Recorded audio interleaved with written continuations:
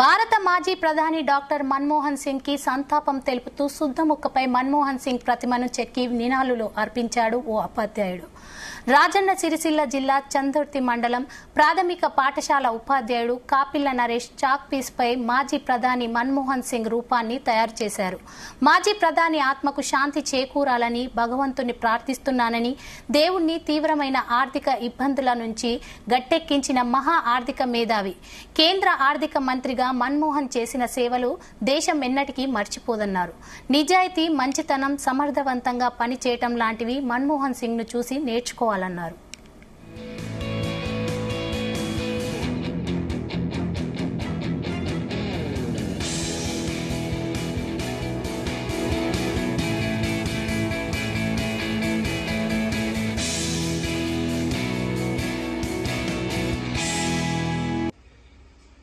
భారతదేశ మాజీ ప్రధానమంత్రి డాక్టర్ మన్మోహన్ సింగ్ గారు నిన్న పరమపదించడం జరిగింది.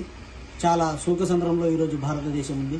ఎందుకంటే భారతదేశానికి ఒక మంచి ఆర్థికవేత్తగా, ఆర్థిక సంస్కరణలు తీసుకొచ్చినటువంటి వ్యక్తిగా చాలా మందికి ఆదర్శప్రాయాలు.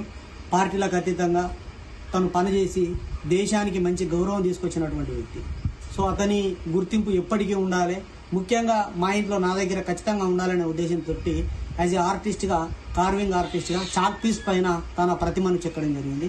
4.5 గంటలు కష్టపడి తన ప్రతిమను చెక్కి భారతదేశ కీర్తిని చాటినటువంటి వ్యక్తి మా ఇంట్లో నా బుక్ సెల్ఫ్లో ఉన్నాడు అని చెప్పేసి చెప్పుకోవడానికి నాకైతే గర్వంగా అనిపిస్తుంది. మన్మోహన్ సింగ్ గారికి నేను నా చాక్ పీస్ ప్రతిమ ద్వారా